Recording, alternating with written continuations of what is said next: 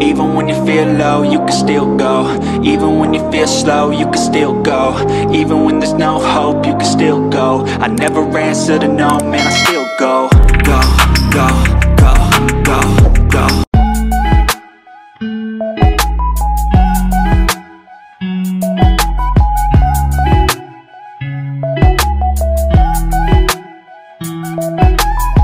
So guys, magandang araw ulit sa inyo. At yun, ito yung continuation nating vlog. So tapos na tayo dito sa Aqualand Alley. At ngayon naman, pupunta tayo dito sa Fish Talk Pet Shop. Check natin yung update ng mga aquarium, no? Yung sukat nila, yung mga stand na ginagamit para sa kanila, at kung magkano yung presyo nito. So samahan nyo ako guys, tara, let's go!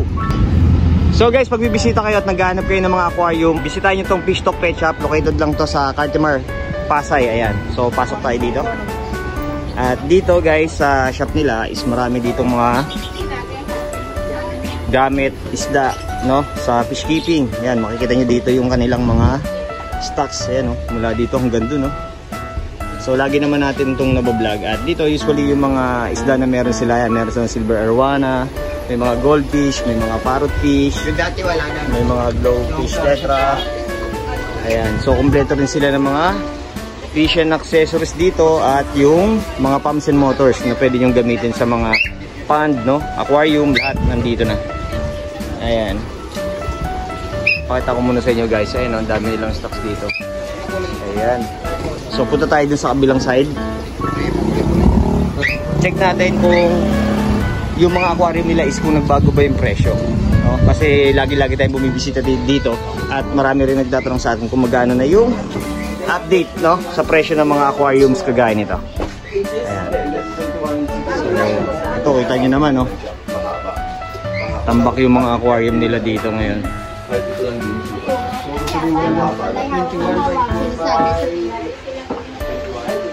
Ayan, ito pa guys, oh.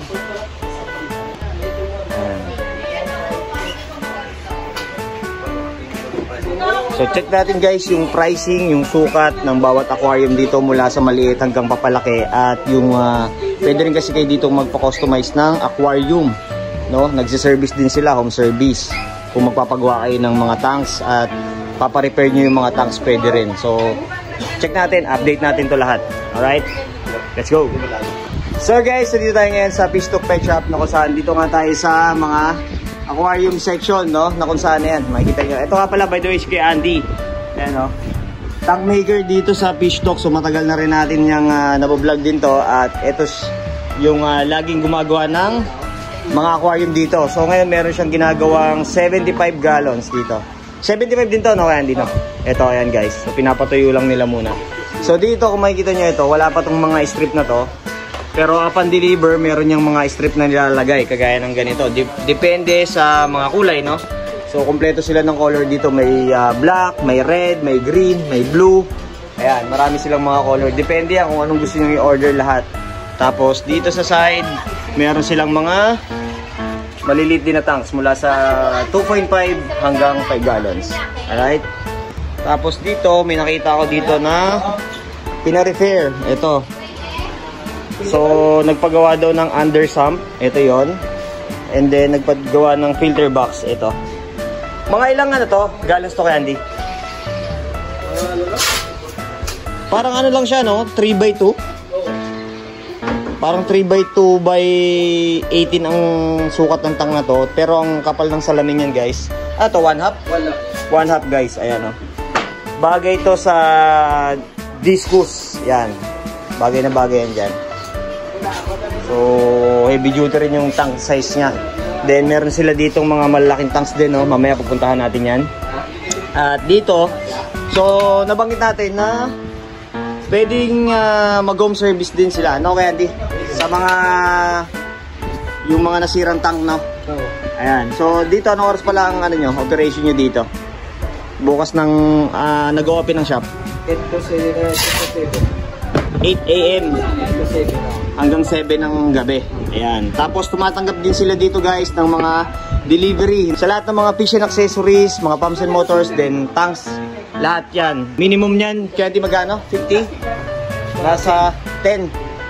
So pagka mga malayuan yung deliver, mga ganong range, mga 50. Yan, nagdi-deliver din sila. Ito actually meron daw silang deliver sa Baguio, yung nandun na tank. So, pwede kayo magpagawa ng monster tank, depende sa sukat na gusto nyo. Kayang-kaya ni Kuya Andy yan. Ayan. So, matagal na to, kumbaga na to, OG na to sa paggawa ng aquarium. Ayan, so may mga tropa natin, no? Guys, gano'n kayo? Ayan, o, yun! Alright, mga tropa dito. Mga tropang fish talk. So, ayan. May nagtatanong din pala dito kay Auntie kung may pwede daw makabili ng strip, yung ganito. Ito, okay. So guys, ito yung mga tank maker, no? Minsan nagtatanong sila kung saan nakakabili ng plastic na strip. Dito, pwede kayong bumili ng isang ply. Pwede rin kayong magbigay ng sukat. And yung price, ilalagay na lang natin sa comment section. At i-check nyo yung kanilang FB page para sa mga inquiries nyo. Alright? So, check pa natin dito yung ibang tanks. So, pag dating nyo ng Cartimar, makikita nyo kagad yung mga aquarium dito sa labas. Ayan, o. Pakita ko sa inyo. So, madali naman silang hanapin dito kasi along the road lang naman. Ayan, o. Doon yung papunta ng Pasay. Tapos ito. Ayan, ito lang. Makikita nyo kaagad. So, pasok tayo dito. So, dito maraming beta tank ngayon. Ilan yung order ng ano, kaya? Taga Baguio na beta tank? 600 pieces. Grabe, napakadami nun, guys. So ngayon, check natin guys yung sukat ng mga tanks na to at tanungin natin kung magkano yung price. So guys, update tayo ngayon ng mga sukat at presyo ng mga aquarium. So simulan natin ngayon sa beta tank. So meron tayo ditong dalawang klase ng beta tank. So meron tayo dito 4x8 at saka etong 6x6 na beta tank. So may presyo to guys na 150 pesos. Parehas lang to guys, 150. Ayan. Next na aquarium naman guys, simulan natin sa 2.5. So, dun muna tayo sa maliit hanggang papalaki. Sa 2.5 naman, eto yun guys. So, again, yung strip depende sa gusto nyong kulay. May blue, may green, may red. Bahala kayo mamili. So, yung sukat ng 2.5 is 12 by 6 by 8 inches. Length times width times height. So, ayun na lang yung dudamat nyo na lang yung size nyan. At may presyo to na 250. So, napagtanungan natin dito guys na hindi naman nagbago yung presyo ng aquarium nila dito sa Fish Talk. So, way back siguro mga ilang months na rin. So, ganun pa rin naman. Walang pinagbago yung price. Pero update pa rin natin, no? Yung next na tank naman natin is yung 5 gallons. Ito, pakita ko sa inyo guys. Ayan, ito guys. Ayan, no? So, itong 5 gallons, bagay na to sa mga beginner na gustong mag-alaga ng mga small fishes, no? By the way, yung beta tank ginagamit yan para sa mga beta fish, no? Yung mga fighting fish. Usually sa mga kids, no? Pwede natin i-offer yan na mag-start sila. Dahil yung mga beta fish naman, pwede naman yan mabuhay kahit walang mga oxygen, ano? So, yung 5 gallons natin, ito yon, may sukat siya na 16 by 8 by 10 inches. At may presyo siya na 350. So, 100 lang yung diferensya nito sa 2.5 gallons. Ayan. Pwede na dito yung mga tetra. Ayan. So, mga mollies, guppy. Ayan. Pwede na yan dito, guys. Alright. Yung second naman, guys, at pangatlo sa listahan, ito naman is 10 gallons. Alright. Ito naman siya. Ayan, no? So, kung mapapansin nyo, yung mga strip dito is pare-pares lang yung kinuha natin. So, sa 10 gallons naman, ang sukat naman nito ay 20 by 10 by 12 inches. So, may presyo siya na 420 pesos each. Ayan. Retail price po yan dito. So, ganun pa rin yung price nila. And, yung kapal ng salamin pala nito guys, mula dun sa 2.5 is 1/8 glass yung kapal nito. Alright? Ayan. So, pwede na kayo mag-start ng ganitong sukat ng aquarium sa mga alaga nyo. Like yung mga goldfish. Ayan. At saka yung mga ibang small fishes pa. Or, pwede kayo mag-start dito ng planted setup. Ayan. Bagay na bagay yan guys. Next na tank naman guys, etong 15 gallons naman. Alright? Ito. Ayan. Medyo malaki-laki na rin ang konti ito. Bali, ang sukat naman nito guys sa 15 gallons, 24 by 12 by 12 inches. Na may presyo naman siya na 500 pesos. Ito guys. So, ideal naman to. Nakikita nyo naman sa vlog natin sa crayfish farming. Ito yung ginagamit nating tanks. Ayan o. Ayan. 15 gallons. Pwede to sa mga trio ng Australian Red Glow hanggang sa mag-matured sila. And etong tank na to, pwede na rin kayo mag-start dito mag-alaga with different variety. Like yun nga, mga goldfish and yung mga community fish, mga cichlids. Bagay na bagay yan dito guys. Ayan. Same pa din sila ng kapal ng glass.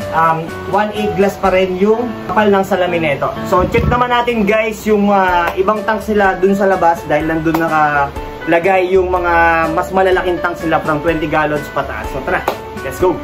So guys, dito naman tayo sa labas. So andito yung kanilang 20 gallons. So sa 20 gallons naman guys, ito ay may sukat na 24 by 12 by 18 inches. So ang presyo naman nito guys is 900 pesos. Ayan. So etong sukat na to, ang kapal naman ng glass nito is nasa 316 na kapal ng salamin. Alright? Bagay naman to sa mga flower horn, no? Dahil yung mga flower horn fish is mostly mga pang ano lang sila, pang solo tank lang. So ayan, pwede kayong mag-alaga ng flower horn sa ganyang size, no? Sa 20 gallon tank. And yung kasunod naman yan is 30 gallons. Ito yun guys. And yung 30 gallons naman, meron siyang sukat na 30 by 12 by 18 inches. Ang presyo naman nito is 1.3. And then yung kapal ng salamin nito is 316 pa rin. Tapos sa 35 naman, meron siyang sukat na 30 by 16 by 18 inches. 1.4 naman. Ito naman yan guys. Ayan. So again, nakikita nyo dito, mga wala pang strip yan. So upon delivery guys, sinabi ko nga sa inyo, nilalagyan na nila yan ng mga strip. Alright? So ito naman sa likod natin, yung 50 gallons. Ito siya. Ito.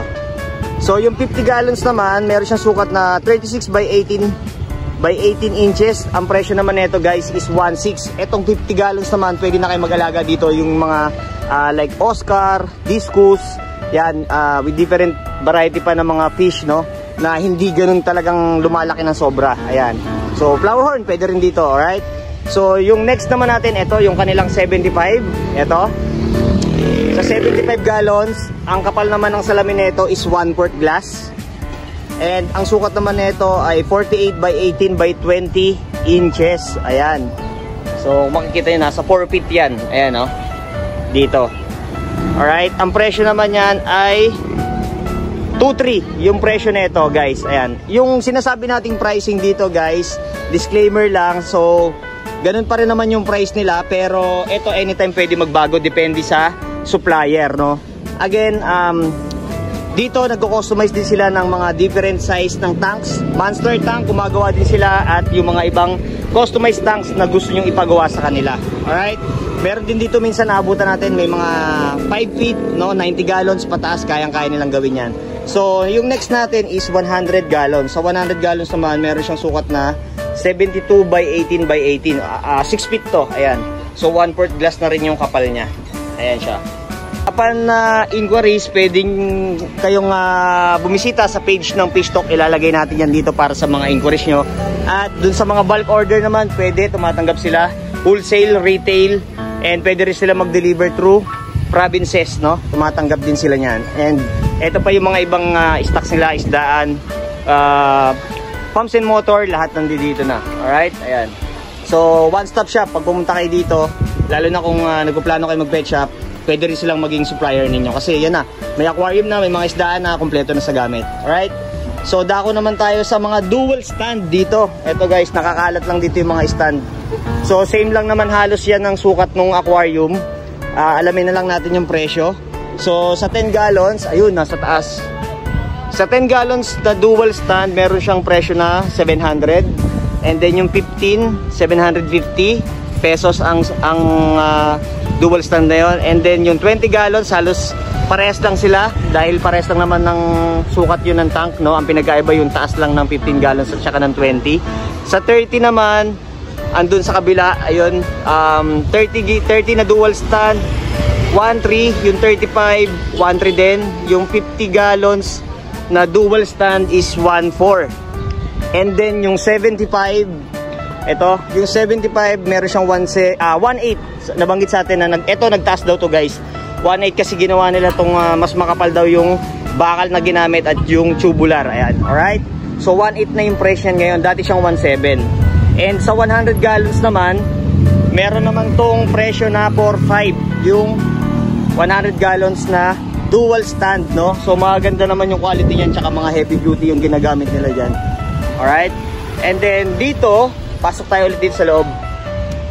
Gumagawa din dito sila ng sump, no? Pwede kayo magpa-customize under sump, overhead sump, pwede kayo magpagawa niyan.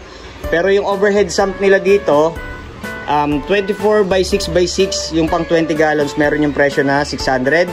Pang 30 gallons na overhead sump, meron presyo na 800. Yung pang 50 gallons na overhead sump, meron yung 1,000. Pang 75 may 1,2 yung presyo niya na overhead sump. And then pang 100 gallons naman, meron naman presyo na 2,2. No? So again, yung mga binanggit natin na mga overhead sump, hindi pa kasama dun yung mga pumps and motors at yung mga filter medias na gagamitin. No, kayo na magpo-provide nun. And eto may nagpagawa dito yung kanya pinakita ko sa inyo. So dito, ang kapal nito I think mga 316 glass. So eto nga is para dito sa 3x2 na tank, pinagawa ng customer. So hindi ko lang alam kung magkano yung presyo na nito. Pero again, pwede kayong bumisita dito, located lang to sa Cartimar, Pasay, at ilalagay ko yung FB page at doon kayo mag-contact ng mga price nila. At yun, kung gusto nyo mag-order, mapa-retail or wholesale, or kung gusto nyo naghahanap kayo ng supplier, pwede sila, no? Dahil kita nyo yan, no? Dami ng mga stocks nila dito. Ayan. By the way, meron na rin pala silang sariling farm ng mga fish na bibisitahin din natin soon, ganyan sa Laguna. Alright? So, ayan nga guys. Check nyo na lang yung mga ibang update natin dito. So for now, ito muna yung update natin dito sa shop ng Fish Talk. And pasalamat din muna ako sa mga owner at especially kay Ma'am Michelle at kay Andy. Yan, sa tropang Fish Talk, ayan yung mga ibang gumagawa dito. At yun, so update natin ulit yung mga ibang details dito. Peace out!